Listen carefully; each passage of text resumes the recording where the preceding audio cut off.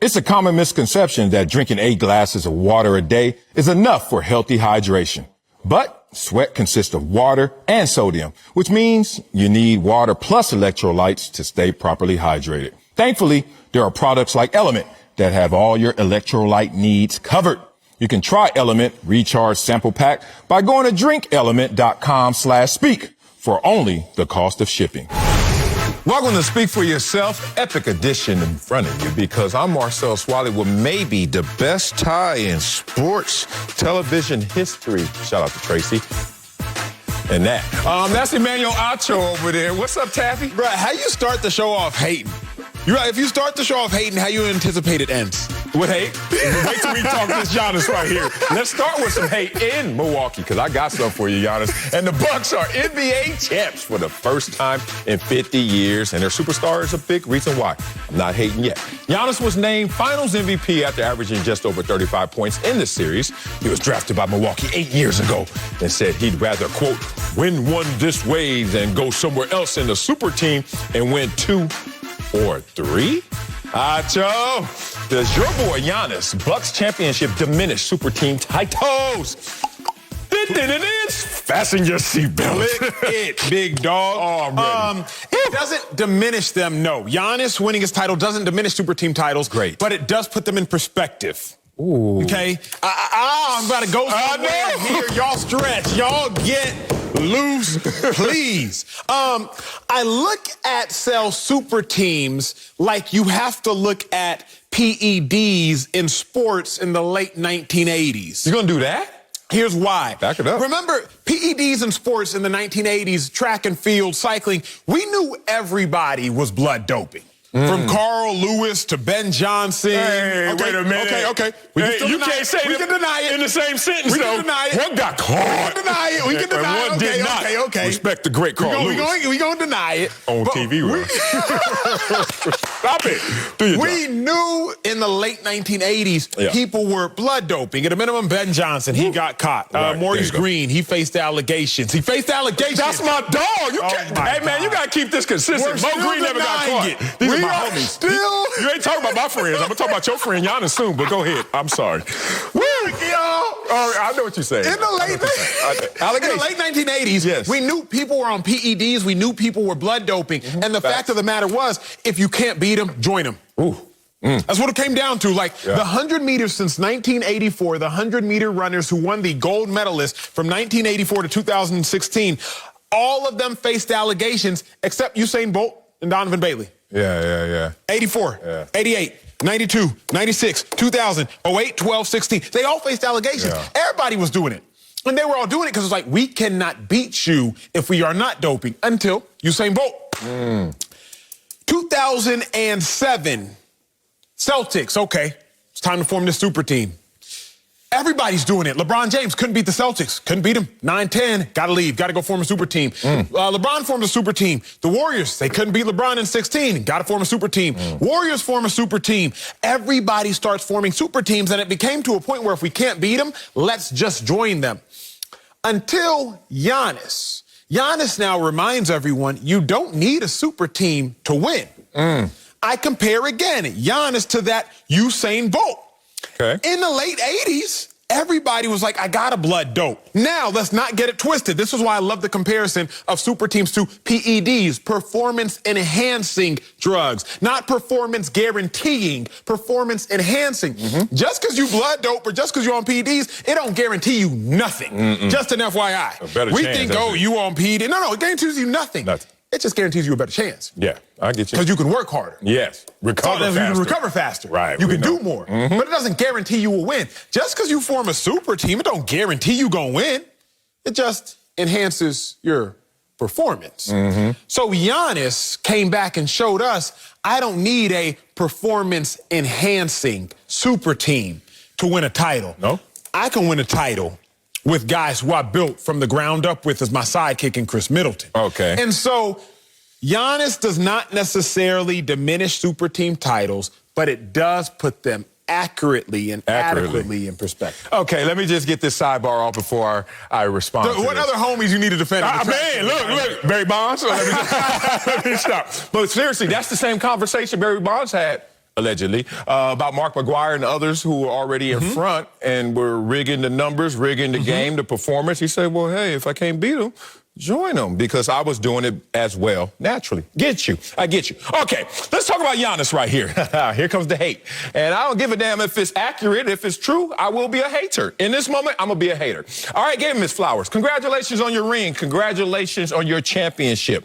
But this narrative building he's doing, this story that he's trying to sell us, I understand he has a movie coming out on Disney, but it's not out yet. So why is he right now already in story form? He is narrative building, and I'm not a fan of that. You know me well enough to know that. Let the ring speak for itself, and it speaks louder than anything else. But for you to try to sell us, nah. Sell you, don't sell us. Here's the problem. Giannis is at the top of the mountain right now, and since he's a superstar on this team, he's by himself at the top of the mountain. What you're not supposed to do at the top of the mountain is compare. Don't compare, prepare. As he is sometimes talking about next year and trying to create a dynasty. But then he catches himself in his story form, and he does one of the fatal flaws. Don't compare, prepare. And I'm hearing it because he's lost in the sauce of narrative building. Here's one narrative he's trying to build. That I did it the hardest way. I did it the toughest way. Respect my way more. I'd rather do it this way than any other way. One, that's a damn lie. You know why? Because you've never done it another way to even compare how that would feel to the way you did it. KD is sitting there like, how he know? Shaquille O'Neal sitting there like, how he know? LeBron James is sitting there like, how he know? He has nothing to compare this to. So when you start to give me a relative experience, when you have nothing else to relate to on a championship level, I already know you're a fraud. You're lying. Here's the thing. Let's not act like he did it by himself. Chris Middleton is going to be a future Hall of Famer, NBA standards. He's going to be a Hall of Famer. You already know that. And he's an all-star. Let's be real. And Drew Holiday may be the best defensive guard in the game right now. We saw that show up in this series as well. So all this by myself kind of brand building is starting to get a little lost in the sauce. Let me give him the last piece of advice on this layer. He don't want it. I know he don't. Who is this guy talking about? He's looking at me like, shut up, Marcellus. Here's the thing. Super teams are what GMs are paid to do every single day, every single way. And they've been doing it for decades. Super team creations. And all of a sudden now it's a problem because LeBron James became the face of the same things that GMs have been doing for decades. I give it to you like this. The Lakers had 7 Hall of Famers play for them in the 80s. 7. 5 different players selected to All-Star games. The Celtics had 9 Hall of Famers in the 80s. 7 All-Stars. The Bulls had 5 Hall of Famers and 4 All-Stars. And not a damn soul in this world is trying to look at them as like they bought super teams. Because the GM does it, it's okay. But when a player does it, it's not. Make it make sense. I will make it make sense, and I'm glad you asked. A super team is not just an aggregation of talent. It's not what it is. Oh, okay. Talk to me. A super team is an aggregation of talent that's not primarily homegrown. Why does that matter? It matters because it's like this. Well, let me hear why The San Antonio Spurs sell, in theory, they would have had a super team. Manu Ginobili, Tony Parker, There you go. Tim Duncan, There you go. Kawhi Leonard. Uh-huh. All of that talent was homegrown in San Antonio. GM credit. All of it. Also, all you want to do is GM credit. Even the Bulls, if you will. Scottie Pippen, Michael Jordan. The primary nucleus of that talent. And Horace Grant. Don't you do that. The nucleus Horace of that Grant, talent. first Horace league. was not a part of all 6. Or they switched him out for Dennis Rodman. Exactly. Making my point. But Super team. the nucleus. Even if you want to talk about Giannis, the nucleus of Giannis and Middleton is homegrown. Yes, there is Drew Holiday. Sure, there's P.J. Tucker, but the nucleus is homegrown. Okay. Middleton obviously spent the majority, 7 of his 8 years in Milwaukee. So when you look at super teams like Golden State, nobody called them a super team before KD showed up. Now, had Golden State been comprised of Klay Thompson plus a prime Draymond and Steph come and join them, we would have called them a super team. But we didn't call them a super team when it was Steph, Klay, and Draymond because they were all homegrown. And Draymond ain't a superstar. He, at the time, though, remember Draymond, I'm not a huge Draymond fan, but it's hard to deny is, 3 consecutive or 4 consecutive All-Star appearances? No, I respect, but he ain't Kevin Durant. No, not at all. Not at all. But the combination of Klay and Draymond, had Steph left somewhere enjoying them, I think we would have said Steph just went to form a super team. Yeah. But we never called them a super team when it was just those 3 until KD showed up. Yeah. Because but what's the difference? By hook or crook. By hook or crook, we getting there. But hook is cool. Crook ain't cool. Why? Ain't nothing cool about no crooks. What have you ever done that was good with a hook? Ask the fish. Caught a fish? The fish don't even like the hook. Where's the hook good? People act like a hook is all positive. Here's the dilemma. Hook a jacket up? The dilemma is like, what? If you are not homegrown, then you're sitting here and you're taking an easier route. Oh, you fell for it. I didn't. There's nothing to fall for. What? Here's how we know it's easier. If it wasn't easier to win in Cleveland, LeBron would not have left. If it wasn't easier to win in Golden State, KD would not have left. If it wasn't easier to win somewhere else, Chris Paul would not be bouncing around, hop, skipping, and jumping everywhere he's trying to go. People leave for one reason. To your point of you can quit somewhere because you don't like it there, etc. But you can leave because you want to go find somewhere easier to achieve your goal. Yeah. We all desire to achieve our goals in this life, our objectives, whatever the case may be. You leave because you want to find an easier route to do so. Giannis That's said, not it, though. fuck the easy route. I'm going to march through the hardest route of doing it, the path of greatest resistance, and I'm still going to get to the top. Here's the thing. No. Where you get your veggies from? Does it matter to you? Are you the one that, if they're not from farmer's market, or I go to Vons, I don't give a damn. As long as I got the 8 essential nutrients and ingredients in that sucker, I'm going to eat them. These are hood foods. I don't give it. Are they green? That's all I want to know. Are they green? You try to give it to me like, well, if the GM does it, love it. Oh, homegrown. Like, you getting your veggies in your backyard? Good for you. I'm going somewhere, let them process it. Yeah, I'm not killing my cow. Farmer John is going to handle that for me, and I'm just going to pay Farmer John. I don't understand why people get lost in the sauce on this. This is who Giannis is. And I hate to say it, I didn't know that you went on a honeymoon with Giannis, but you sound like you are tag teaming with Giannis on this honeymoon. You're on your honeymoon. Imagine Giannis sitting there in the pool. And instead of just enjoying the fact that he just won a championship, he's on his honeymoon. He should be so elated. You know what he's trying to figure out? How did everyone else get to this pool? How did everyone else get in this hotel? Like, you ever been there with somebody who in your business? They like, so where you from? And you tell them, and they're like, what do you do? And they're like, so then they're like, so what's going on? How did we meet here? And I'm like, what do you mean how we meet here? I'm here, you here. I have never cared why you got here. Why do you care so much? I've never seen somebody at the pinnacle of success look sideways. Why are you looking sideways? You're story building. You're narrative forming. You're trying to do more than you should be doing. As the kids say, you're doing too much. Disney Plus is going to sell that movie whatever the hell y'all come up with. Your ring is going to shine as bright as all the other rings. Why are you trying to make your ring shine brighter than others just because of how you acquired it? He's not even necessarily trying to make it shine bright. He's trying to say he worked harder. So he did work harder. He did. Oh, he did. So I give it to you like this. I'm finding this in my phone. Let me give it to you like this, real quick. Give it to me. I went to Nobu maybe two weeks ago. I've been to Nobu like 3 times. You know, all my boys, my satellites in the streets tell me everywhere you at. I was at Nobu a week or 2 ago. My dog. And this time around, I paid with a gift card. Because I had a gift card from my book agent after the best-selling book. She sent me a gift card to go to Nobu. So I go to Nobu and I pay with a gift card. Well, you sound broke right now. I know. Because paying with a gift card is a little bit different. Yeah. People looking at you like, oh, so you didn't really work for this money. Somebody gave you this. I know. You know, I pay, hey, I got a little gift card. Oh, let me get the manager. Let me see if the manager can swipe that gift card. Like, wait, it's still a gift card. Somebody paid for it. But they looking at me like, yeah, but you didn't work that hard for it. It's the same comparison I say to the super teams. Oh, you better stop. Because you still got the ring. Yeah, you better but stop. The managers are looking at you like, I mean, okay, Kevin Durant. I mean, yeah, you got a ring, but I mean, they were a 73-win team without you. So yeah, let me go get you your Larry O'Brien. You really didn't work that hard for it. So it's the same thing. That $300 gift card was just as good as my $300. But they looking at me differently when I use that gift card because they're looking at me like you didn't work that hard for it. Not as hard as you worked for those real $300 cash. That is how I at least look at those teams on super teams. Look, your examples are amazing. I give you that. They're never analogous. They never compare to what we're talking about, but it stands on itself as hilarious. But you're reading into that gift card a little too tough. I wish I would talk to your waiter or waitress and be like, what were you really thinking? There was this I was wondering if he was going to tip on top of the gift card because a lot of people, when they give gift cards, don't tip the same. I tipped out. So, yeah, but in that moment, they didn't know. So that's all they were saying. You reading way more into that. But I love your examples. I'm still on this honeymoon with him. Talk to me. But before I go into the pool with him and let him just be all up in my business instead of just being happy he here, LeBron like, welcome. KD like, welcome. And he's sitting there like, how did you get here? I took the long way. I didn't fly here. I ran. Like, well, don't give a damn how you got here, dog. You here? Welcome to the party. Here's the funny thing about it, and people have to respect this. Let me stop.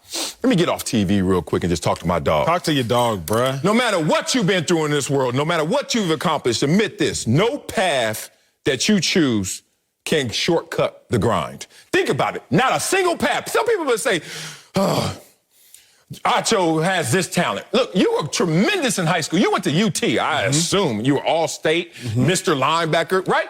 And somebody may have walked up to you. Well, if I was 6'2", 240 and had all them muscles, I would. No, you wouldn't have, because no path you choose shortcuts the grind. I used to hear this, and I talked to Dwight Howard about this before. Because people look at Dwight Howard and just assume you can roll out of bed and be Dwight Howard and be the #1 overall pick and be as great as he's been. No, y'all forget, no matter where you start, that ain't where you're going to finish. You got to put in work. So Giannis put in work. But I hated this narrative with Peyton Manning. First in, last out. No one works harder. Maybe no one works harder, but there are a lot of people that work as hard. And there are other guys who go to super teams, as we want to call them, and they work as hard. You trying to tell me that Kevin Durant, since he was with Steph Curry and outplayed the MVP Steph Curry, that he didn't grind the same as Giannis because Giannis had a lesser teammate? No. If anything, you got to grind harder. You playing with Steph Curry and Klay Thompson, and you look better than them. You know how much grind that takes? Let's not shortcut that. Okay, I like where you're at. Now we nuanced. I don't think the collective grind is any easier, right? Okay. Kevin Durant's collective grind was no easier. He was in OKC, OKC Seattle combination, what was it, 9 years or so. Then he goes to Golden State. His collective grind was just as difficult as Giannis's. Thank you. But his grind where he won the chip was different. And that's what matters. LeBron James' collective grind has been as hard as Giannis's to LeBron getting his first chip. Right. But LeBron's grind in Miami wasn't near as hard. LeBron shows up in Miami, and year one instantly goes to a chip. Did he win it? KD, he went to it. Year one, he didn't win it. He didn't win it. Kawhi goes somewhere and wins it in year one. LeBron, Kevin Durant shows up in Golden State. Year one goes to a chip. He wins the chip. Okay. Giannis shows up in Milwaukee not till year 8. Does he get to his chip? So their collective career grinds, no, they're equal. But their chip grind, what we're all talking about, that's where it's different. That sounds like a Giannis problem to me if it took you to year 8, even though that's an amazing feat. But why don't you just stay happy and settled in that amazing feat? Why are you trying to do this comparative analysis? That's when you're going to mess up your own ring. Dog, you look fresh today. Now, if you start saying I look fresher than Marcel's, yes. And you know what the problem with that is? You're right, you do. But you're going to walk outside, and somebody going to get you. See, this is why you don't get into that prepare. Because as soon as you think you got somebody else is going to walk up to you and got you. But I don't think nobody could get Giannis in this instant. Dirk Nowitzki might be able to in 2011 because he won with the 37-year-old Jason Kidd and the 31-year-old Jason Terry. Kobe Bryant, you could argue when he won with Pau Gasol as his second best player. But I don't know if anybody can win a chip and look at Giannis and be like, man, we had to grind harder in our team to go get ours. Wow. You can say, honestly, I'm going to go all the way back to David Robinson, who stayed in San Antonio. That's the last time a superstar stayed in one team at one place for that long and won a chip at that place without leaving. You got to go back to David Robinson, who started in San Antonio, I think, in '92, because he went to the Navy first, and y'all correct me if I'm wrong. Started in San Antonio in '92 and didn't win till '99 in San Antonio. Oh, big dog. You know I always clown you when you go into your absolutism. But this is one time you should be absolute. Rings, they all the same thing. Like, let's not say, oh, mine's is brighter, mine's is harder, mine's was a different grind. Okay, let's go to your gift cards then. Giannis, hate to end your honeymoon right now, but you know that Brooklyn put in on that gift card. Them injuries, You want to talk about that? Oh, Trae Young missing some games when they were already up in that series and took y'all to 6. You want to talk about a gift card? Instead, let's not go down that lane. Let's go down the lane that you are a champion, bro, and stop trying to talk. Why are you bringing up other champions when you just became a champion? Because his means more. To him? Not to everybody. No, it means more to you, and that's what you should be satisfied with. Stop trying to sell me. Sell yourself. Let me ask you this. Does an individual award mean the same to you as a team award? No. What means more? Me. The individual award. Hell yeah. An award could be an award. A team changes. Sale, but like, to your point, a team changes. Teammates change. They may not hold up their end. Correct. All that. Giannis stayed in Milwaukee. And he didn't go somewhere where a team had already won. He didn't go to an organization that had won recently prior. He stays in Milwaukee and he grinds it out and he wins. Hip, hip, hooray. Yes, KD has his ring. Yes, LeBron has his ring. Okay. But the Heat had just won a chip 5 years prior in 06. Okay. The Warriors had just won a chip 2 years prior before KD shows up. But Giannis stays there, grinds out. Dirk stays there, grinds out. David Robinson stays there, grinds it out. Tim Duncan does show up. All that being said, yes, he did. These cats stay in there selling, grinding out. That means more than a dude who just jumps in the front of the line and with somebody who has a line. Yeah, Sal, that's my last time and I'm done. I promise I'm shut up. Dog, it's our show. We can do this all day. But hold on, you wrong now, because now you're talking about my kids, but we're going to talk. Let me go here. Let's go. In Austin, Texas, I've talked to you about this spot before, Franklin's Barbecue. Yeah. When you go to Franklin's Barbecue, you can acquire the barbecue one of two ways. You can pay a line holder, and they will wait in line for you. They got them? And you can go do whatever you want to do, come back, give the line holder the money, you take his spot in line, or you can wait there the whole time. Hell. Okay? No. The person who waits there the whole time, what you gonna tell there's me? Something a little sweeter. What? It tastes better? There's something a little sweeter about that barbecue. Them cold links taste better than the hot ones? Than the person who just got it. Okay, tell who? Saying who? My taste buds telling you that? Because trust me, I told you that time with my homegirl, hey girl, went and got that for me. It tasted as good as it could. If I would have stood in that line, it wouldn't have tasted no better. I don't know where the hell you from, but now I got a story to tell you. Because you were trying to give me Giannis' story, and Giannis' story right now is starting to sound silly. It's a silly story to sell. To sell, not tell, to sell. Why are you selling me this narrative, Giannis? So let me give it to you like this. Because I hear this all the time, and I'm going to give it back to you in a personalized form. My story's supposed to sound better than my kid's story. Why? Well, Marcellus, you started off on food stamps. Oh, Marcellus, you from the hood. Marcellus, you had to grind. You had to stick it out, and you stuck to it, and you made yourself a rich, accomplished individual. And I'm like, yeah, thank you. But my kids are not that same story. My kids gonna start off rich and get richer. And now I want someone to walk up to them and slight them and be like, well, your success doesn't mean the same as your dad's. Shh, I'm about to curse. Yes, it does, because I don't want to hear, since I stuck it out and had to go through hell to get there, that them rising even higher from the heavens they started from is not as respected. Let me give it to you in a personalized form, because I've heard this about you before, but everybody else doesn't know. Mr. One-time Emmy, second-time nominated Emmy for a real Emmy, not just a sports Emmy, right? Mm-hmm. And people were like, dog, he just did a YouTube, like 5 clips on YouTube, Uncomfortable Conversations, and he ain't been a host a year. And already, back. You trying to tell me I need to juxtapose that and respect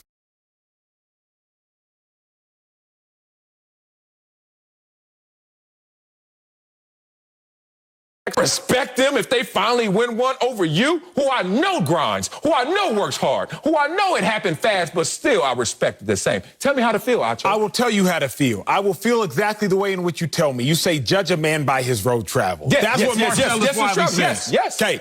The distance traveled from a 73-win Golden State team who went to the NBA Finals a year before and lost. Up 3-1 and lost. And lost. So it was up 3-1. Lost. So it was one game away from winning a chip to winning one more game the next year and winning a chip is a much different distance traveled than a Milwaukee Bucks team in 2014 that had 15 wins and was God knows how many wins away from winning a chip. Why are you going so far back? Milwaukee, that's Giannis' first year.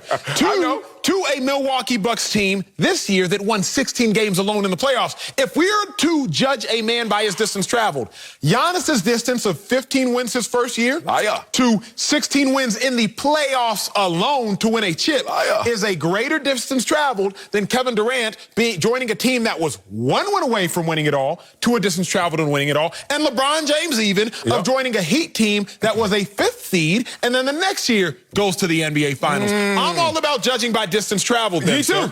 And I'm also going to judge the Milwaukee Bucks by the distance travel, even though they will stumble and fall right before the finish line. Because they were first last year. They were first last year, the year before. They were first the year.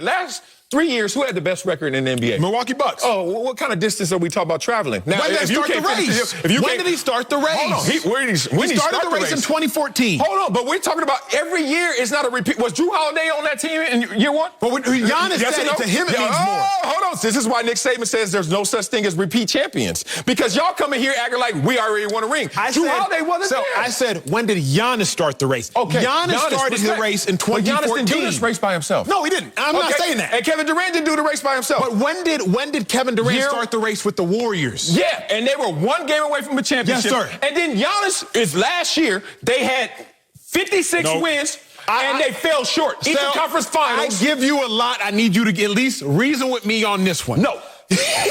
No. Giannis started the race with the Milwaukee Bucks in 2014. Yes. And they were in Giannis's race, they were a 15-win team. Kevin Durant started his race with the Golden State Warriors in 2017, coming off of a 73-win team, 1 win away. So Kevin Durant started his race 1 win away from his title with his team. Giannis started his race. He did not. How did he not? Because Kevin Durant was inserted and others had to leave for making room for Kevin Durant. They lost defensive presence. Like, I wish it was a clean swap. I know you think I'm being argumentative, but it's not a clean swap. Just like Giannis, your race started without Drew Holiday. So that's not really the race for the championship.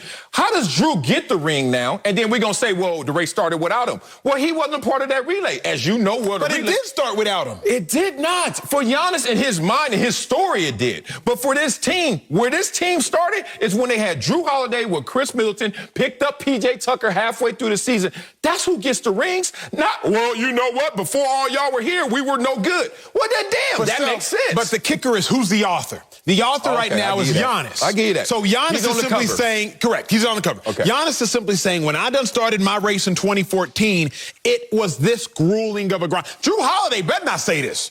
Drew Holiday can't come out here and say that, you know, I had to work so hard. And Drew Holiday can't say it.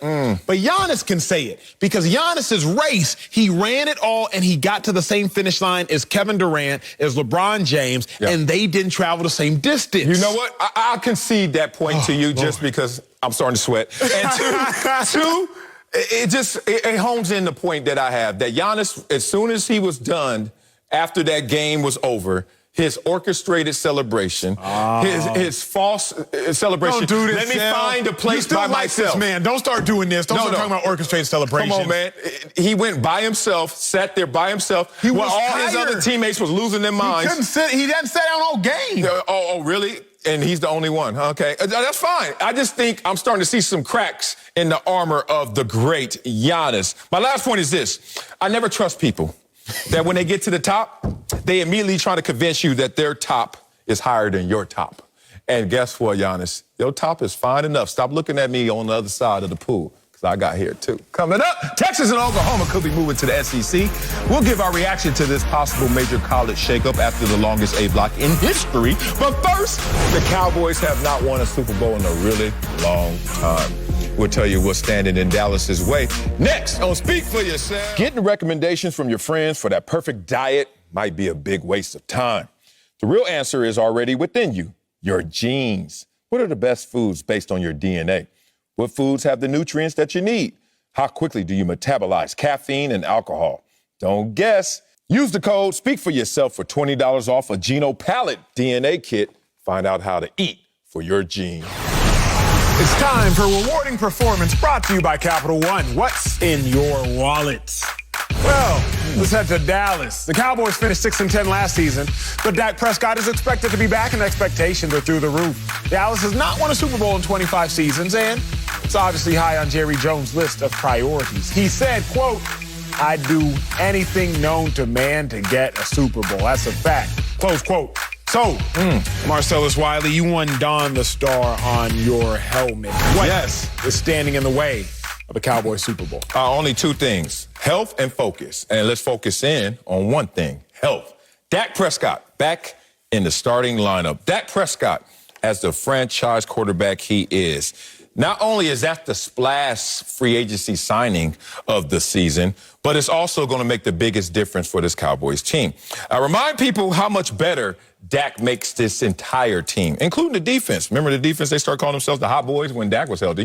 They didn't call themselves Jack when he was gone. When Nick, they were like, nah, Andy Dalton, no nickname for you. So the Cowboys defense last year, let's talk about how they turned the corner from week 11 on. I know you stopped watching. That's what happens when a team is not that good. But this is the same team that had the most takeaways from week 11 on. And 11th in scoring. 5th fewest giveaways in that span. But let's talk about it in totality. 7th most takeaways last season, and 11th ranked pass defense. Why is Dak so important? I gave you why he shouldn't be important. What does defense have to do with it other than complimentary football? Let's talk about Ezekiel Elliott, who, without Dak, 78 yards a game. With Dak, 108. And he got a six-pack again. CeeDee Lamb, he goes up 30 yards per game. Amari Cooper goes up 20. Michael Gallup goes up 25 yards per game just because Dak's in the building.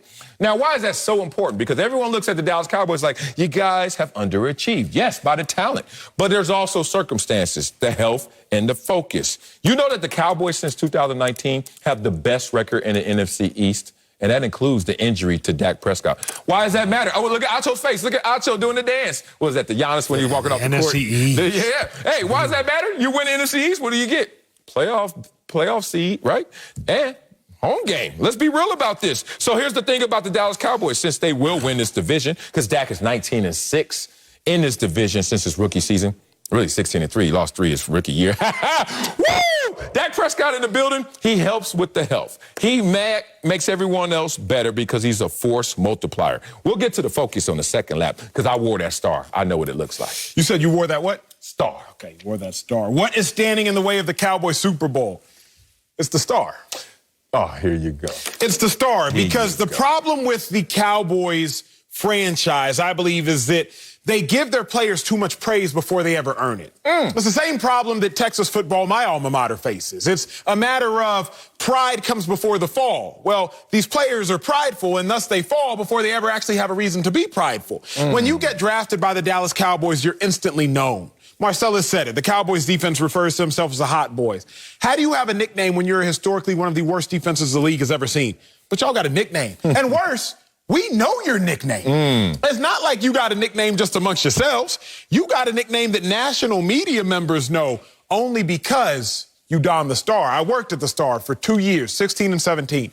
When you walk into One Cowboys Way in Frisco, instantly when you walk into that practice facility, you're greeted by $1 million of chandeliers.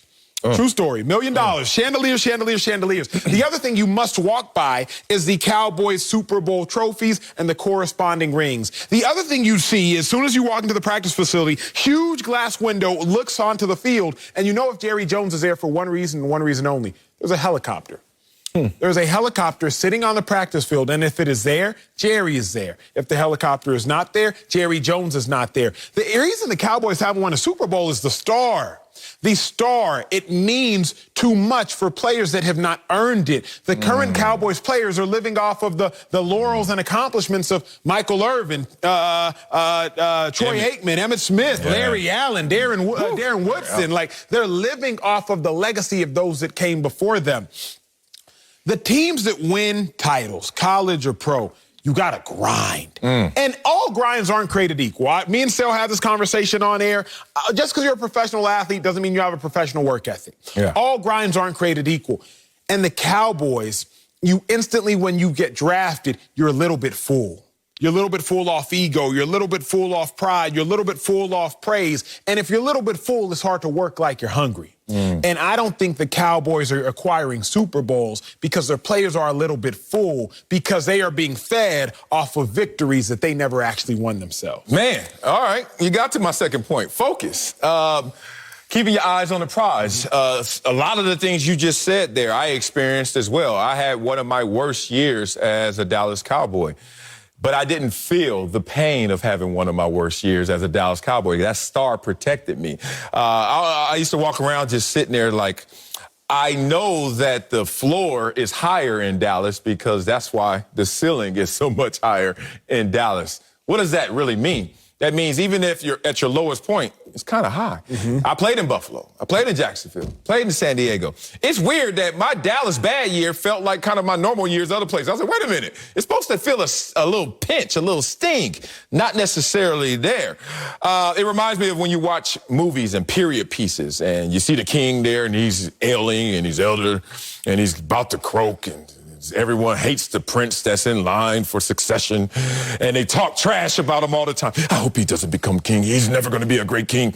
And then soon they say, hi, Prince, hi, Prince. That's how the Dallas Cowboys treat you. Like, I get that, but let's not paint that and distort what that really means, because all these teams have luxury. All these team owners are billionaires. All these teams have helicopters. I was just yesterday at SoFi Stadium. Chargers, shout out to the Charger family. I went in the owner suite. I got my season tickets, and I went in my seats, and I was like, oh, this is great. My sister, first time we there, and then we had to do this event in the owner's suite. Before you get to the owner's suite, you get to the owner's lounge. I was like, is this the stadium? Because this lounge is as big as the stadium. Then you get to the suite, and you're like, goodness. We can't doom and damn the Rams and the Chargers because they're now living and playing in the best stadium in the world as, oh, well, that's going to be the reason why you guys don't make it. So it's a focus issue.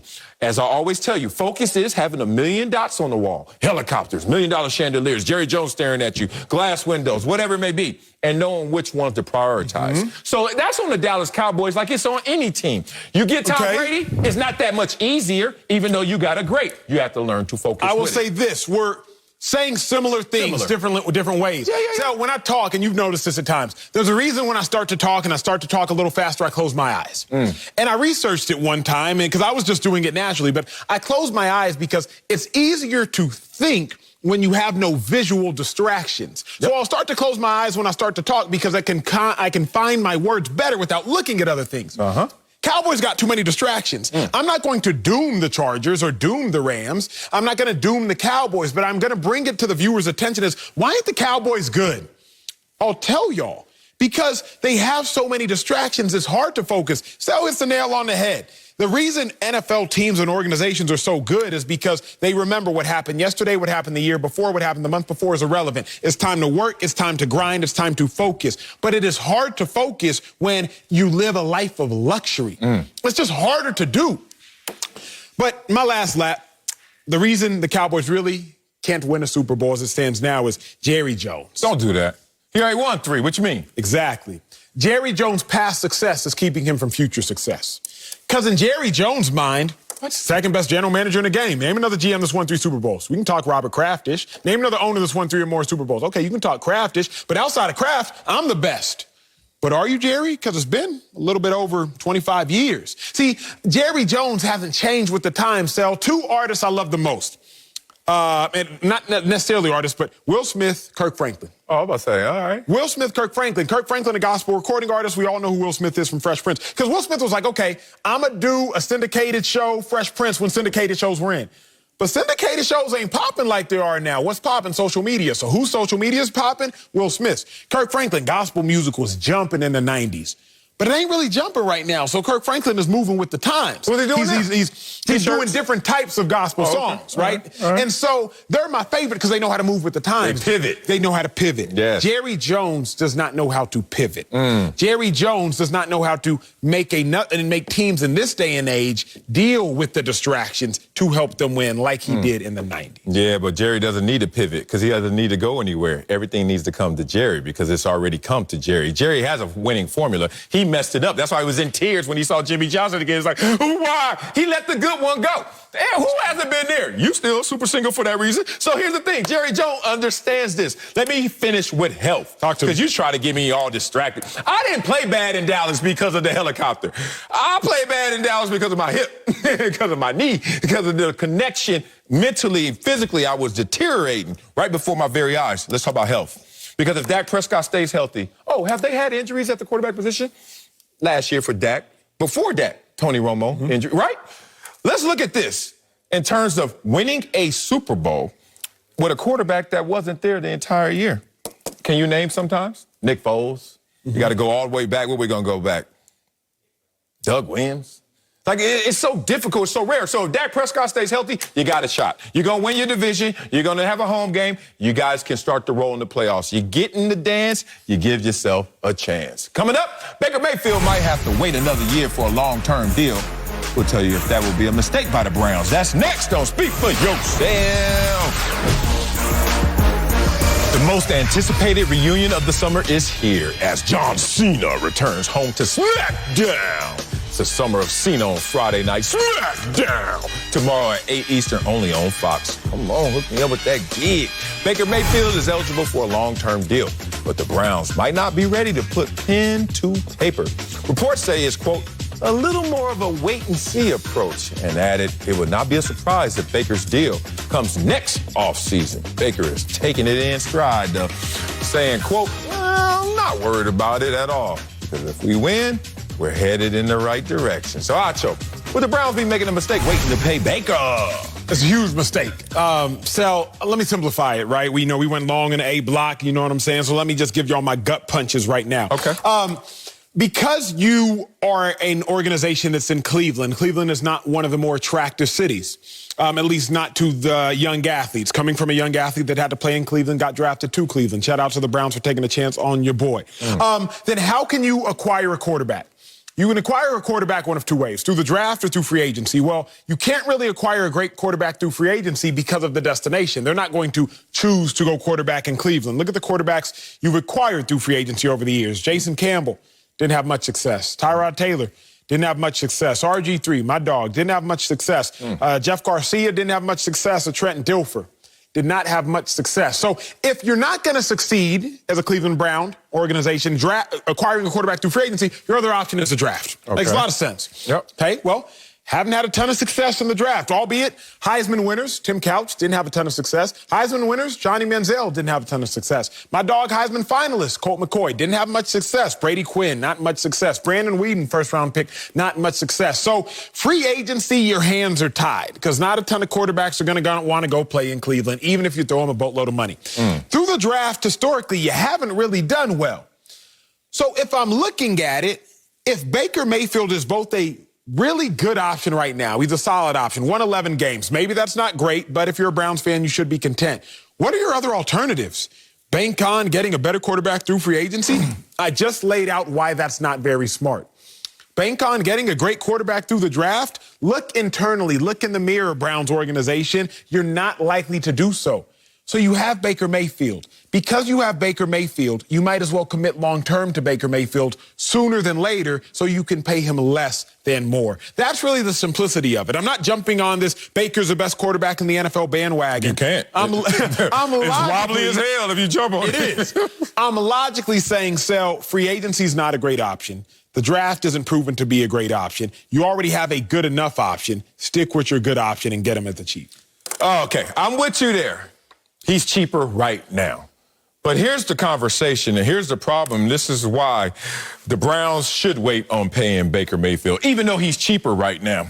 The question is he worth the investment? Now, a lot of people are like, yeah, he's worth the investment, especially if it's cheap right now. But let me tell you the psychology of consumerism. Let me tell you the psychology of all the times you walk into a store. This is why I became a sociology and psychology major, is because classes like this, the sociology of life, just grabbed me. I was like, damn. That's how it goes. When you go into a grocery store, you may think it's randomness. Man, that thing is curated and calculated. Same thing happening with this situation with Baker Mayfield. He's not proven. He's shown flashes that he's great, but he's consistently inconsistent. Good year, bad year. Good, great year, we don't know what next. So here's the thing. When you go into that store, don't you notice everything's 99 cents, $1.99? $9.99, $99.99. Why 99? Why don't you just make it $8 instead of $7.99? Because the psychology of it. Oh, we need to incentivize you. Oh, you know what? If it's a little cheaper, don't you need it? Even though you need to be asking yourself a greater question than, is it cheap? Do I need it at all? Do I need it at all? Do we need Baker Mayfield? Because we have dressed this dude up better than anybody else in the league currently. We got all pros and pro bowlers up front, behind them, two-headed horse, receivers, defensive stars. And Baker, you're not the driving force. So there's two things we have to ask ourselves. One, can you be consistent? Can you back up a good, great year with another good, great year? And two, are you the reason? Are you worth the investment? If not, you get caught up in half-off sales. You ever walk in somewhere and you're like, I don't need jack. Oh, wait a minute, that's half off. It's cheap, right? Half off, but you know what you need to be asking yourself? Do I need to pay for it at all? I don't need it. So Baker Mayfield, make them need you, because right now you're just a kind of glorious want. Do I have permission to hijack the segment? Let's go where we gonna go. It's honestly one of your best takes I've heard. The $7.99 thing is a phenomenal take, because you're sitting here trying to deliberate, is it cheap enough? But the question is, do you need it? Do you need it? So you make a great point. I'm sitting here like, well, get Baker while he's cheap. But the question is, do you need it? But then you have to be reminded that the market dictates your value. Facts. Sale Senior Bowl. I went to Senior Bowl. All-Star Game Senior. I went to the Senior Bowl. What's that, in Alabama? In Alabama. I'm glad you asked. Beast! In Mobile, Alabama, it's the All-Star Game for college seniors. Jealous. I show up at the Senior Bowl, and I'm getting checked in by different people, the execs, et cetera, et cetera. There were two wonderful women there checking me in. Great personalities. Not the most attractive to your boy, but incredible personalities. But if you've ever spent a week in Mobile, Alabama, you understand that the market of beauty is a little bit different than the market of beauty in L.A. And so, while upon first glance, upon check-in, I was like, oh, y'all are great personalities, but by the time I was leaving, they were 10s, Halle Berry in their prime. Because the market had now increased their value physically, exclusively. Oh, I've been there. So as I look at Baker Mayfield, when he arrived in Cleveland, you're looking at Baker like, okay, doesn't really do much for me. Okay. But now that you've looked around at the market, like, wait a second. Yeah. What's out there? What else is out there? What else can we lure in? Now you start to look at Baker after year 3 going into year 4, and you look at Baker in the same manner that I looked at those who checked me in after 7 days in Mobile, Alabama.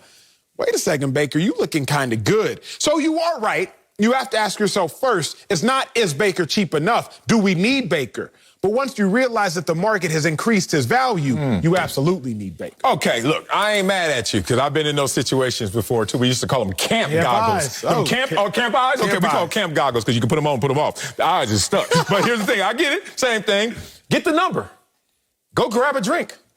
Don't go get a ring. Like, hey, Baker, we're going to do all that dating. We ain't doing that much until you prove that you are the one. What do they always say in some romantic Hallmark cards or something like, you don't marry the one you can be with, you marry the one you can't be without.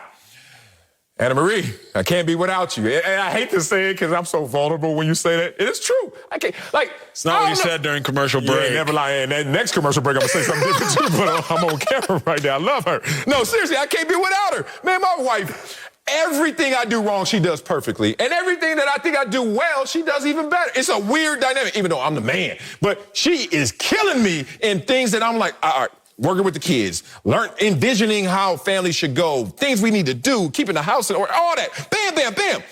And then I look at people I've used to date, and they were great too, but it just didn't add up. It was other factors that they had to lean on. They were still one leg out, one eye out in the streets, still listen to their homies a little too tough, still just wanted to be in front of the line instead of just happy wherever you're in line.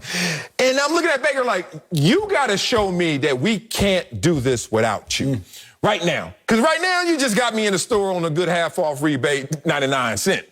And until Baker takes that next step, and I think he can do it this year. People confuse what I say about Baker.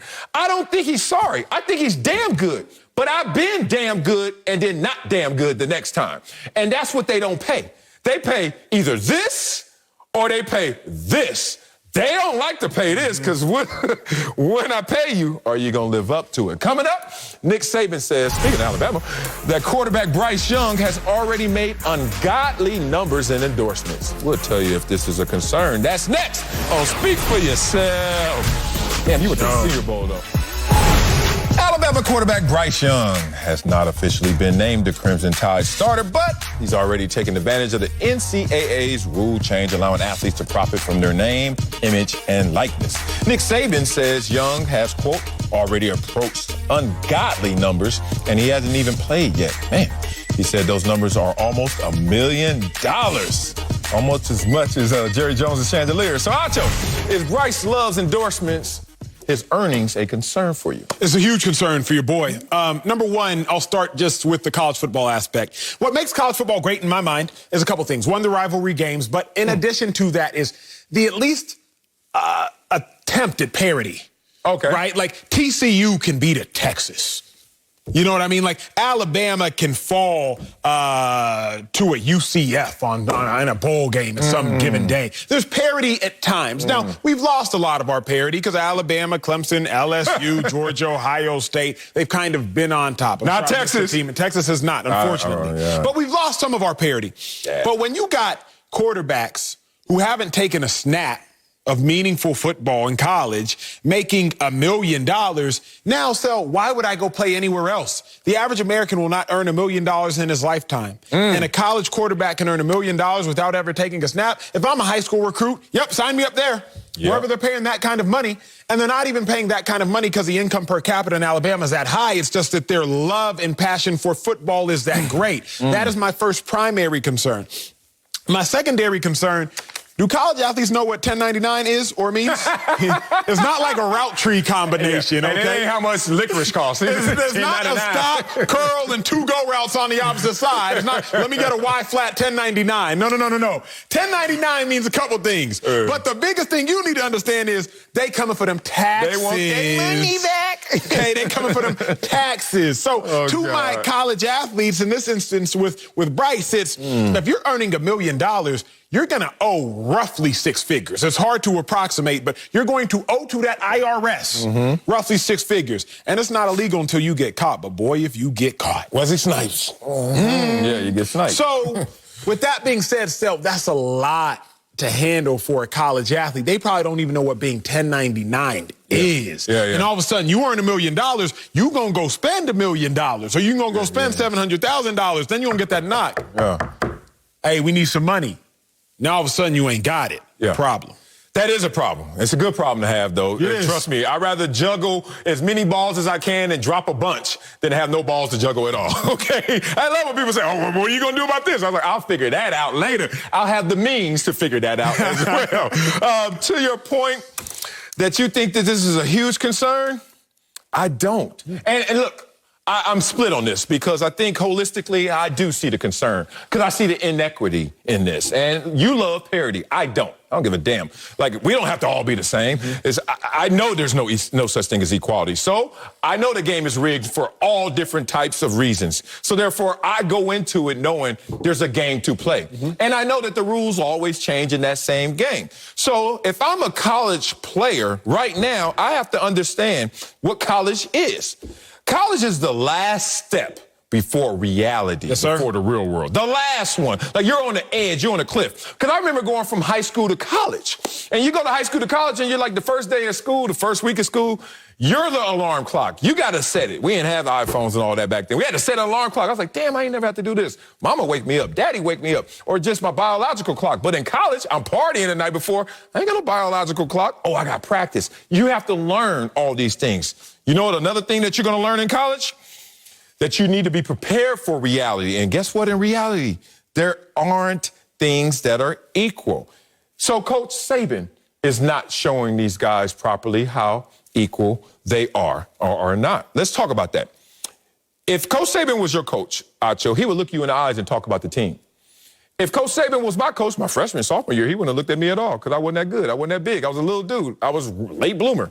And these kids know that as well. They're 5 stars in high schools, and some of them are 1 stars at Alabama. He ain't looking all of them in the eyes. He's not giving them all the same amount of equity in terms of time, attention, and space. He may try to, but you got to talk to Bryce Young, even though he's not a starter. He's going to be the starter, versus a guy who's incoming, who you know that you're going to redshirt. You don't talk to that guy at the same depth and the same lengths. So, to me, this is a microcosm of the real world. This is a microcosm of what your behaviors are currently, Coach Sabin, currently Alabama, which is It's an uneven playing field. Get used to it. Bryce Young gonna make millions. Some of y'all gonna make crumbs. Welcome to the real world.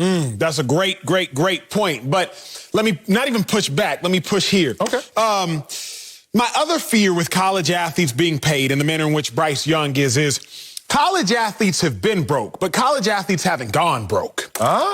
My fear is now college athletes might go broke. Let me just give you a case study. Yes. Let's use Jalen Hurts. Jalen Hurts, his rookie year at Alabama, he breaks the Alabama record for touchdowns in a single season with 36. Jalen Hurts would have been paid. Sophomore year, again, he goes 13-1. He still would have been paid, but then who takes over in the last game? Tua Tagovailoa. By Jalen Hurts' junior year, he was an afterthought. So say Jalen Hurts' freshman year is making $1 million in earnings. Sophomore year making $1 million in earnings. So what's he going to do? Obviously going to go buy a house, probably buy a car, invest as he should, and live well as he should. Yeah. But now he's anticipating making $1 million, maybe $2 million his junior year, but he gets beat out. So now that he's beat out, what's he to do? He's still got a mortgage payment, but now people don't care about his jersey. They want Tua's jersey. Now, this Jalen Hurts in this case study of the example I'm using, now he's dealing with, I was just used to making $1 million, and now I'm making $100,000. They don't want my jersey anymore, but my mortgage is still $8,000 to $12,000 a month. My car note is still $3,000 a month. My phone bill, etc. I'm still feeding my family. Now I, a college player, am going broke. That's the other fear at hand, because you got the transfer portal is more lively than ever. College athletes go from starting to being on the bench across multiple programs, and I think they might have to deal with that prematurely. Man, you went there. I want to go there with you because I learned this through experience, not through study, that people always talk about athletes going broke, athletes going broke. That's not why you go broke because you're an athlete. You go broke because of your age in which you acquire that money. So what you're talking about is, how do you protect an athlete at this age? You have to do it what I call the AAA. Athlete, A. Age, A. Annuity, A. Why annuity? Because it protects you from yourself. Let's spread this out. Look, Bryce Young, you got $1 million already? We're going to just right now, tax deferred, we're going to put that in annuity. Well, let's take $500,000 already, $500,000 over here. You can't see it. Who's going to do it? We could create a system, a team, his own advisor, whoever. But I think that needs to be a part, an addendum, another A, to what this new rule is. Until you're 35. Why? Because, trust me, when he turns 35, he's going to be like, thank God. Because it's not going to be on his 17th gold chain. It's not going to be on his 12th house or his 13th car. But it's just going to, I know he earned it. And it's still your money. And it's going to be more money later. However, you can't go from 0 to 100 real quick. You're going to burn out, brother. But here's the problem, and you're exactly right, but the problem that people will argue, and not necessarily what I am arguing, but the counter thought is, I hear you. Now you're going to police my freedom again. I know. You've been policing me. I am. You wouldn't let me make a dime. Yes. You were selling my jerseys. You was making all the money. Yes. Finally, I'm free, and you going to come in here and talk about you're going to hold my money for me until I'm 35? You're right, because I can see right now some of the kids are a little riskier, families are riskier. People want to go into the investments. They don't want to go into the traditional markets. I want my money right now. I can make it, flip it. I can do what I want to do. Let's protect them from themselves a little bit. Let's be corner men, but great conversation. Coming up, everything seems fine in Seattle now. But we'll tell you if Pete Carroll or Russell Wilson are more important for the Seahawks' future. That's next. Don't speak for yourself. Damn, that's a good comment. Let's head to Seattle, where the off-season drama appears to be over. Russell Wilson said recently that his relationship with Pete Carroll is, quote, stronger than ever. The trade rumors were flying about the quarterbacks months ago, but his teammates, Tyler Lockett, says, quote, I expect Russ to be here for the foreseeable future, close quote. Got to bring in NFL analyst, former Super Bowl champion Greg Jennings. I guess once Super Bowl champ, always a Super Bowl champ. But whose ring is more important, his or Giannis? No. Oh, God. So, Sal, you up first. Who is more important to the Seahawks' future, Pete Carroll or Russell Wilson? Man, I flipped on this one. I thought it was going to be Russell Wilson. You dive into the numbers, you dive into the details. You get beyond the mantra of let Russ cook, and you start to realize this is about Pete Carroll.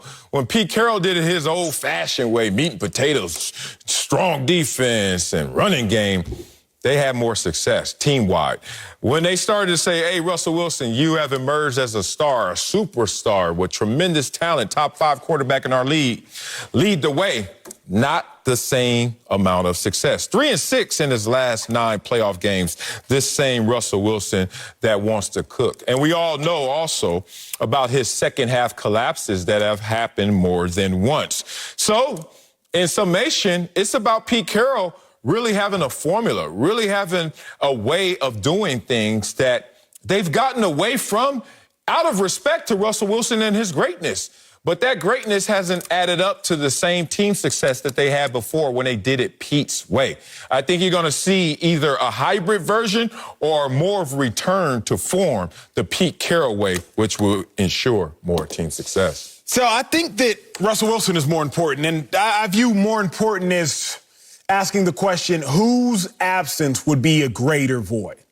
If Russell Wilson was gone, Pete Carroll, I don't think succeeds. I mean, he was 7-9 his 2 years as a head coach in Seattle prior to Russell Wilson showing up. But then when Russell Wilson shows up, and it's nothing but success. On average, Pete Carroll wins 11 games with Russell Wilson as his quarterback, and he won 7 games with anybody else as his quarterback. So Russell Wilson is accountable for roughly 4 wins a season. If I take it a step further, I would probably submit that Russell Wilson has saved Pete Carroll's job. Remember, Pete Carroll's a defensive guru, supposed to be a defensive coach, but he has the 11th ranked defense, 13th ranked defense, 22nd ranked defense, and 15th ranked defense in 4 consecutive years. All the while, Russell Wilson kept them winning 9 games, 11 games, 13 games, and 12 games. Without Russell Wilson, Pete Carroll probably hovers around 8, 7, 9 wins annually. And we've seen coaches like Jason Garrett and Marvin Lewis get fired for those kinds of stretches. So Russell Wilson is more important than Pete Carroll, and I would go as far as to say Russell Wilson has kept Pete Carroll afloat. Yeah, I'm with you, Acho. I wholeheartedly agree that Russell Wilson is more important than Pete Carroll. And it's really simple. There's a quote out there that says, players win games, coaches lose them. If we just look at that, and we look at, I played in Green Bay. Let's take a look at last year when they played the Tampa Bay Buccaneers. You got Aaron Rodgers, you got 4 downs, you decide to kick a field goal. Well, you got one of the best, arguably the best player in the game at that position. Why not use him? This is why players, I believe, at the quarterback position are so important. To your point, Acho, if you take away, if you subtract Russell Wilson from Pete Carroll, you don't have a Super Bowl contending team.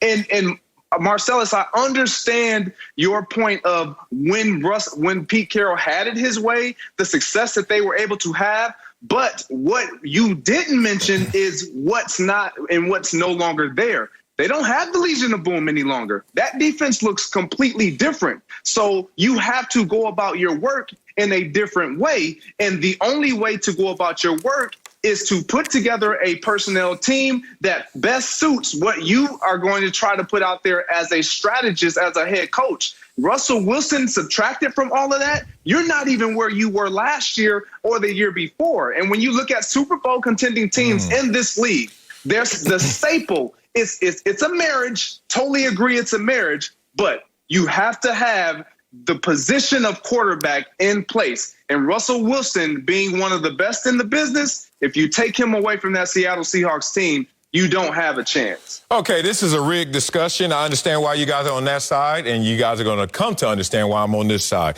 There's no parallel universe, so we don't know what Russell Wilson will look like anywhere else but Seattle. But we have seen Pete Carroll at other places, and we also have seen Pete Carroll in Seattle without Russell Wilson, 7-9 and 7-9, like Acho said. So we're already starting off at different starting points. Russell Wilson just to come in on this clean whiteboard. Meanwhile, you could think of the highs and some of the lows of Pete Carroll. Unfair conversation, rigged from the beginning.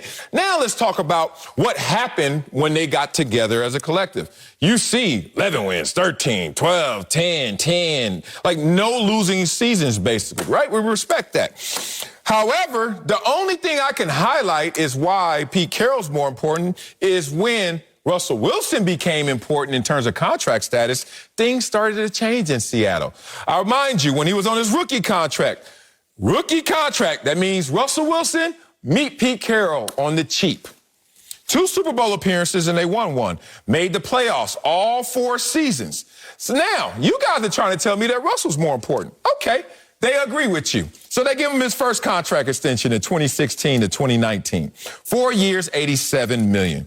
They made the playoffs 3 out of 4 seasons. Already, you saw the playoff dip. Remember? It was 4 for 4. Now it's 3 of 4. Subtle, but take notice. Then they went 2 and 3 in the playoffs.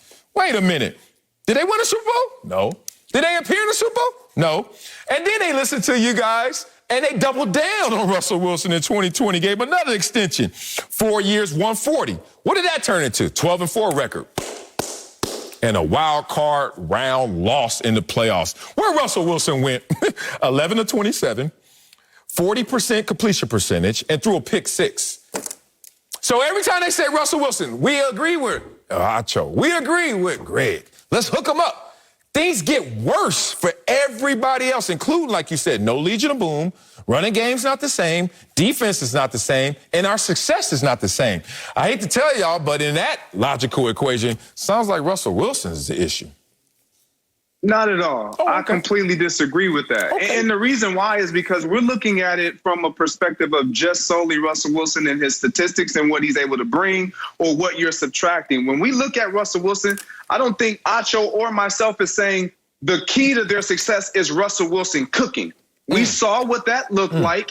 It looks good, but is it sustainable? That story has been played out. It didn't look like it was sustainable as of last year. We will see moving forward to this year. So there is a need for them both. But the most important, the most valuable asset piece to the puzzle in Seattle is Russell Wilson. If you take Pete Carroll away from that team right now, and they are going to play the 2021-22 season without Pete Carroll, we still believe that they are a team that can be a contender. If you were to take away Russell Wilson from that team moving forward into this season, we don't believe that they can still be a contender, simply because of the value at that position that he carries. Interesting you say that, but when Russell Wilson was half of what he is now, they were going to Super Bowls. So do we need all that extra sauce? You know what I mean? Like, waiter, we're good. We don't need all that. Russell Wilson may be doing a little too much and costing them too much in this process. But I hear you, G. Coming up, Cam Newton is the Patriots starter right now, but we'll tell you if that job is his to lose. That's next on Speak for Yourself. Cam Newton is set for year number 2 in New England, and right now, he's expected to be the starter. That's right. But the Patriots did draft Mac Jones. Who? Mac Jones in the first round. Good for you. Boston Globe still believes, quote, the Patriots quarterback job is Newton's until he gets hurt or is clearly holding the team back. That's right. Acho is the Patriots starting quarterback job Cam's to lose. Yes, no, maybe so. I don't know. Do you know? Can you show more love for Cam Newton? You acting like that kid at that camp. They said it's his job to lose unless he gets hurt or unless he performs poorly. Yes. In 2018, he got hurt. In 2019, he got hurt. Man. In 2020, he performed poorly. So the last 3 years, based on these qualifications, it is Cam Newton who would have lost his job. So is it his job to lose? It's a tricky question. Like, do I think he'll lose it? Yes. Because the last 3 years, based upon these qualifications, he would have lost it. Hurt, perform poorly. I do think that either he will not perform great this year or he will, unfortunately, get injured. I don't trust him to get injured because he's been grinding, although you can still grind and get hurt. 100% injury ratio in the NFL. However, I don't think that he'll perform great because I don't think the surrounding cast around him is great. And what is great? That's like we always talk about, like, oh, well, he's a good person. They're a bad person. What's the definition of good? What's the definition of bad? It's dependent upon what other people act around you. So in comparison to how Tom Brady performs, no, Cam Newton will perform poorly. In comparison to Patrick Mahomes, Cam Newton will perform poorly. Comparison to Aaron Rodgers, Cam Newton will perform poorly. Comparison to Ryan Fitzpatrick, sure, he might perform all right. But I don't think Cam Newton will perform well, thus I don't think he will keep his job. Okay, I got there with you. Big music fan I am, as a DJ I am. And I'm not so certain about your music palette. Big Earth, Wind & Fire fan? You? No? No. Okay. R&B. I'm R&B? one track. They kind of R&B. But before R&B was called R&B, I give you that. They had a song called After the Love Is Gone. And boy, have you lost your love for Cam Newton. What the hell did I just hear about Cam Newton? He went on a team that, imagine this, Acho. You lived in a home that you helped build for 20 years. And then one day you wake up and say, peace. And they're like, oh, you selling your house? No, I'm just gone. Peace. Keys in the door. Figure it out, whoever else comes in there. And then someone walks in there late. Hey, anybody in here? Nobody's there. Butt naked cupboards. Barren. No talent around. That's why that dude left. Get out. You know, in every scary movie, get out. People looking at Cam Newton as he walked through the door. Get out. And Bill Belichick is sitting there. He's like, wait a minute. Belichick's there. All I have to do is make it to the other side to greet whoever this guy is, the great Bill Belichick. And then Bill Belichick reminds Cam Newton what he's told every single quarterback, including the 20-year homeowner, Tom Brady. This is a sit or suck system in year one. Tom Brady sat in year one. He survived it. Cam Newton, no. You wanted to go out there? Cornacho, you sucked. That's fine. But Mac Jones ain't going to get in that position. Mac Jones is not going to play year one. You won't know why? Belichick's not stupid. He knows that Mac Jones is the future. So I'm not going to put him in that predicament of sit or suck unless I know I'm going to make sure he doesn't play. Here's a question, and here's the answer to the same question. When will Mac Jones get to play? Here's the answer. Mac Jones only gets to play when he can't make it worse. Listen to that again. This is not Mac Jones plays when he can make the thing better. Wherever Cam Newton is out there doing 100 yards rushing and 2 interceptions. Can it get worse? Yes. Mac Jones ain't playing. Next game, Cam throws 3 interceptions, but he also throws 2 touchdowns and they win a close one.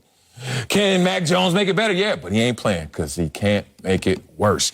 It has to go flatline, dead. New England's done. We know it can't be worse.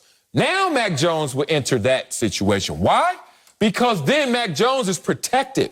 Other than that, you get into a conversation of Mac Jones, well, Cam Newton, well, Cam can do this, well, Mac can do that. And you don't want that to happen to a first-year player. That's your future. So Mac Jones ain't playing. It's simply going to be Cam Newton's job because he ain't that damn smart. If you look at it in the micro, then you are right. I was right. You're right. Like, it won't be able to get worse. But since we're talking about Mac Jones, let's look at it in the macro, shall we? Because in the macro, after the Patriots look at themselves like they did last year and they were 2-5, can't get any worse. Like, yes, you can. 0-7. But if you're Bill Belichick, you're thinking to myself, we can't get worse. Not with me here. Sure, in theory, practically based on a record, you can be worse. But based on me at the helm as a head coach, I'm not getting worse than 2-5. When they were 7-9 total and 4 close losses in the other opponent's territory deep? Because those possession? Because those 4 close losses, man. 3 of the 4 were caused by your quarterback, Cam Newton. Yeah, but could it get worse? If you're Bill Belichick, I don't think so. Did they draft first? LeBron James, hasn't he scored, how many consecutive games with 10 points? In theory, you could score less than 10 points. Yeah. But every time LeBron steps on the court, he understands, I can't get worse than 10 points. So you're right. It's possible to be worse than 2-5. Okay. But for Bill Belichick, it's not possible to be worse than 2-5. Yeah. That is, I think, the floor. So I think in a micro perspective, I don't know. Sure, you could get worse than Cam Newton in some of his low games. But Cam got benched 3 times last year, Sel. 3 different times coach looked and said, games were it done. Can't get worse. But why were they done? Those are reps games. You ain't never been there because like, I'm going to protect you. Why? I'm going to save you. 3 interceptions in the first 3 quarters. He's injury concerned. Do you know that all 3 of those situations, it was like game over? Don't lie to them. Don't lie to them. You can lie to me. Don't lie to them. In the studio. What you talking about? Look, once you move on Cam, it's a wrap. So why are you going to do that prematurely? Why are you going to do that to Mac Jones? Because it was a wrap with Cam. Last year. They damn near were 11-5. 7-9, 4 close losses, that's 11-5. Anyway, you're going to do that to Mac Jones, what's going to happen 7-9 is close to 11-5 now? Yeah. In what world? I'm going to say it again. If they had won those 4 games. If. One of them was in Seattle where they were like, 5 yards away from going? Another one was, all the other 3. I'm not letting you do this to me. I'm running this team. I'm Bill Belichick. I have equity. I am not wasting my future just trying to rush into the present. But it's not a waste. Here's my thing, Sal. I love Cam Newton. And honestly, I probably like Cam more than you, just as far as like liking an individual. Cam don't know that, the way you talk. I don't know what you're talking about. But be real about Cam. Come on. He got hurt in 18. He got hurt in 19. He wasn't on the didn't Patriots play in well England, in 2020. And if they're saying that Cam Newton would get benched if he gets hurt or does not play well, I'm just looking at 6-8, 0-2, 7-8. 6-8, 0-2, 7-8. Those are his 3 consecutive years. He's either been hurt or been not great the last 3 years. Why are you betting on some sort of greatness 4 years later? Okay, I'm going to do this. 1, Cam Newton had 21 total touchdowns and 10 interceptions, and that's the worst you can see from a quarterback. I don't know what kind of math and numbers you're looking for, but that's not the worst. Let's talk about 3 of Cam's winning seasons and immediately followed by a year where he had a losing record. Okay? Let's talk about that. Cam, since you want to go back to 2018, let's go all the way back. 2012, what was his record? 7-9. 7-9. What happened the next year? Why is so quiet? Why don't you start in 2011? Why is so quiet? Why don't you start in 2011? Why doesn't Acho want to play the game that he started? Why don't you start? Oh, because I didn't want to do this to you. I was going to let you have your softball argument. Finish, because it's not going to end well. Did he bounce back? He did. Bounce back. Did. Okay, 12-4. So last year they were 7-9. Oh, is this a 12-4 year? Keep going. I am. 2014, what was the record? 5-8. What happened the next year? Anybody? 15-1. Bounce back, Marcellus. I tell you, do my homework, y'all. I just be trying to let him. It's not going to end well for him. 2016, what was his record? 6-8. What was the next year? 11-5. Bounce back. Coming up, big changes can't be coming to college football. Trying to tell this dude, leave me alone. We'll tell you, your school, I'm about to have some 2018, fun. 6-8. Well, no. 2019, 0-2. Was this a Texas record? 2020, 7-8. Oh, that's definitely Texas record. And we're going to talk about them in Oklahoma going to the SEC. The universities of Texas, Acho, and Oklahoma could both be leaving the Big 12 Conference. Reports say both schools have reached out to the SEC about potentially joining the conference. If it goes through, the SEC would have 16 schools. The Big 12's ADs and CEOs are expected to meet later today to discuss the situation. Ooh, fast track. So, Acho, is this good for college football? So I think it's great for college football. I remember a quote, "A rising tide floats all boats." Okay. And I'm not talking necessarily about the Crimson Tide, but if the SEC tide rises, then I think it floats the brand of college football. Texas and Oklahoma are big brands. Oklahoma is a better program. Texas is a bigger brand. If Texas, a big brand, combines with a big brand in the SEC, then everything rises. But more importantly, what no one is talking about, college football is made great because of rivalries. Rivalry games, Texas versus Oklahoma, Michigan versus Ohio State, Alabama versus Auburn, Florida versus Georgia. You don't have that in other sports. Even in the NFL, you don't necessarily have the passion of those rivalries over hundreds and hundreds of years. If Texas and Oklahoma join the SEC, you just got 2 great rivalry games back. Talking about Texas versus Texas A&M.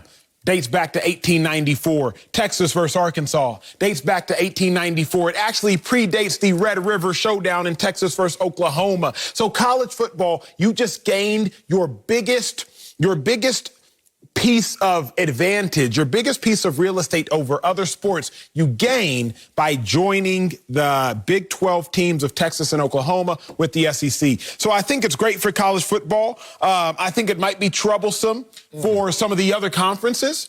But I also believe that the college football, it's run right now by the SEC. You got to go through the SEC to win a chip. Either that or either the SEC wins a chip or you got to go through them to win a chip. I think it'd be great for the sport. Oh, so you think it would be great for the sport? I don't agree fully with that.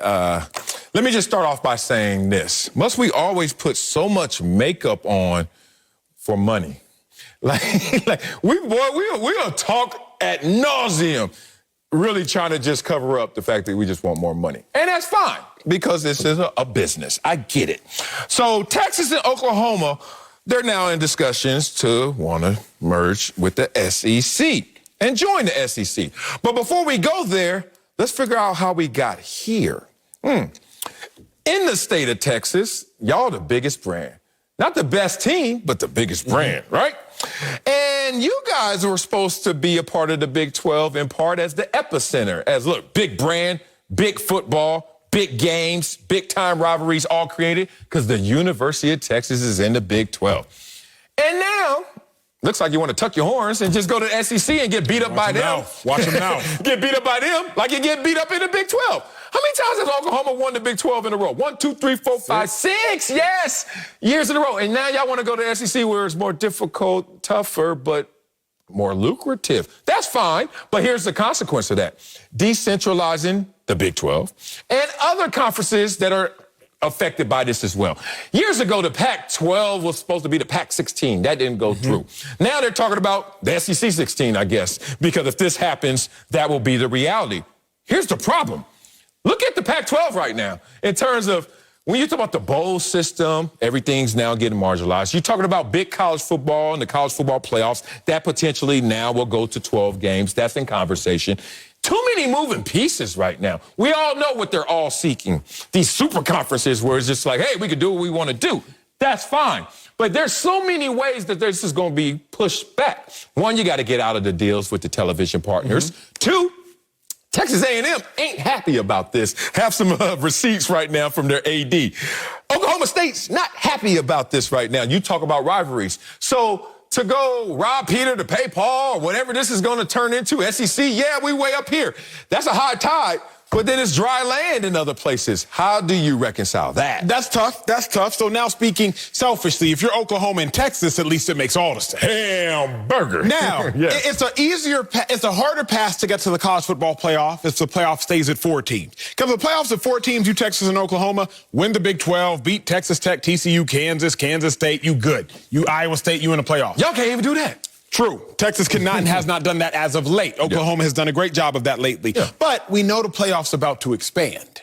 So since the playoff is about to expand to 4 teams, to 12 teams, you might as well try to get to where you can have 2 to 3 losses and still be able to get in. In the SEC, you mess around and have 2 losses, they will overlook that. Because, the SEC realistically is the axis on which college football spins. Everything got to go through the SEC. So why would you want to sit here and make less money? Because SEC made $730 million last year to the Big 12's $409 million in revenue.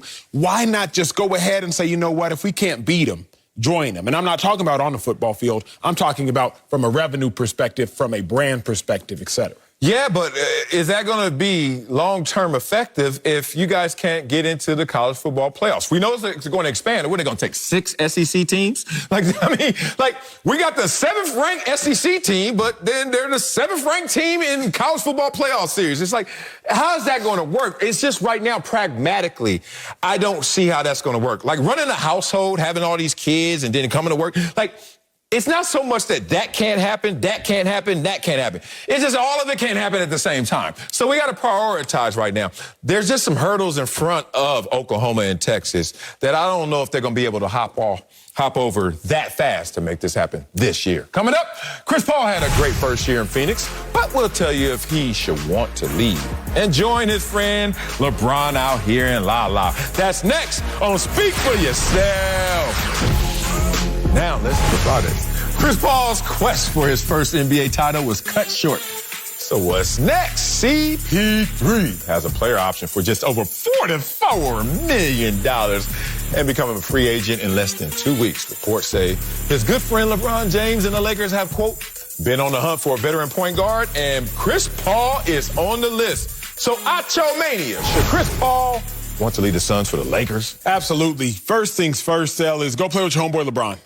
At least make the memories, enjoy it, because you can't guarantee you're going to win in Phoenix. Can't guarantee you're going to win in L.A., but at a minimum, you can look back in 20, 25 years. Obviously, you have a lifelong friend in LeBron James, and you can say, hey, we did that. Whatever that is, we did that. So that's the first thing, because that is what's irreplaceable, is the memories, that camaraderie, et cetera.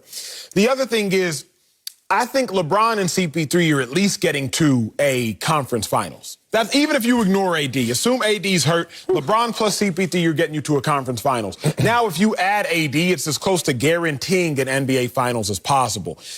If you're CP3, you got to look at it like this. I blamed your shortcomings on you with the Phoenix Suns, but realistically, it was DeAndre Ayton. If you CP3, you know you dropped 26 or whatever points you dropped in the closeout game. You know you dropped 5 dimes, so you relatively did your part. You didn't do more than your part, but you did your part. So now CP3 got to start looking around. Who didn't do their job? DeAndre Ayton, you didn't do your job. That wouldn't happen in LA with the stars. Anthony Davis doesn't fall short. He might get hurt, but he doesn't fall short in big-time moments. LeBron James isn't falling short in big-time moments. So the other players you lean on and you depend on in LA, you ain't got to worry about the moment being too big for them like it was DeAndre Ayton. Those are my primary reasons. If I'm CP3, I'm up out of there. I'm choosing my money first. I'm choosing my opportunity second. We're going to be homies forever. Are you still choosing money? Yeah. If you're CP3, you got enough. Aren't you trying to choose title at this point? No. Really? I'm not CP3, obviously. But I think he's leaning my way, too. He wants to opt out of a 1-year 44 to get like 100 for 3 years. Why? Why would you take less per year? Because you want the aggregate. He wants more money. Now, once that box is checked, it's like opportunity. I think it's a greater opportunity in Phoenix than it is in Los Angeles. They're almost comparable, but let's be real about it. There's a younger version in Phoenix.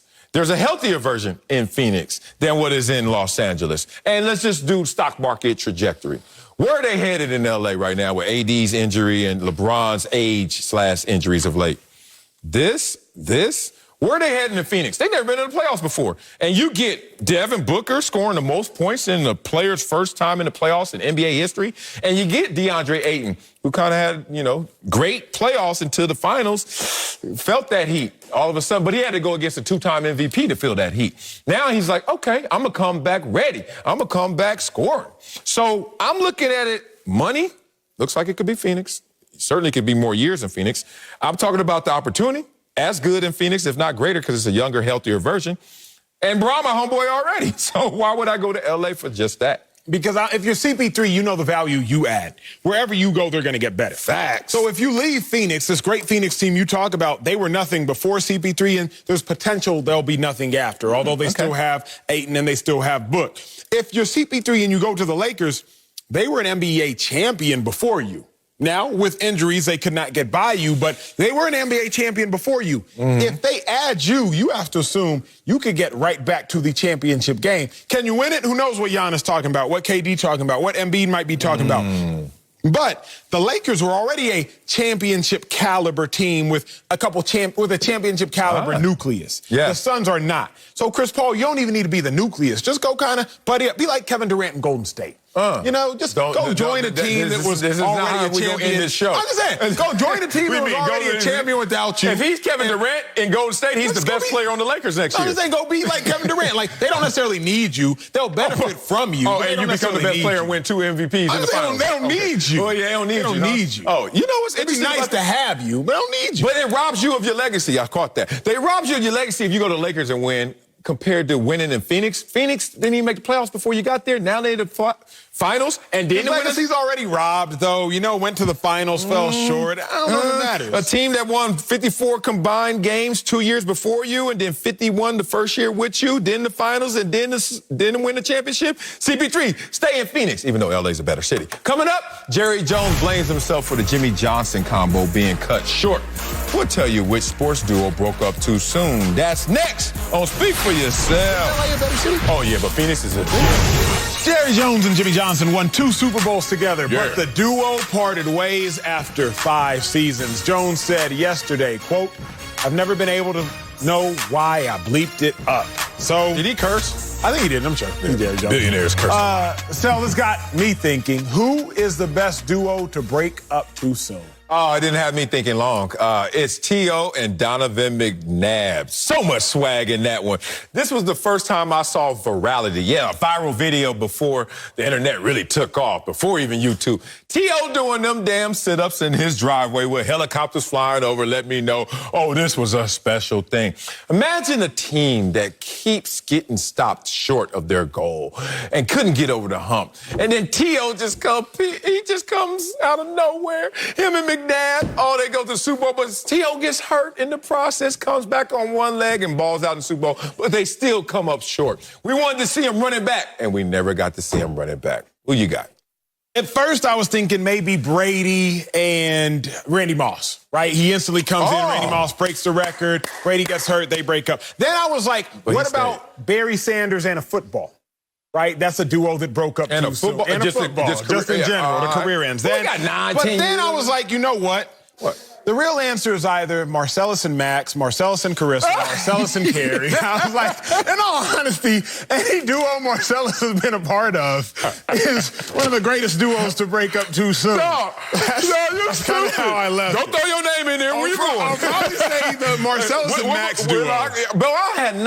I forgot about Marcellus and Whitlock. Yeah, honestly, y'all weren't a great duo. With all due respect. Oh, you better stop. We were killing it. Man, you know what's so funny? Everybody I've worked with was great. And everybody I've worked with is going on to great things. And I'm everybody? Who hasn't? Nobody? No? I think I'm great because I'm still like the common denominator through all this greatness. I make all y'all better. Acho, don't leave me. Please I'm just saying, you and Max are a better duo than T.O. and Donovan McNabb.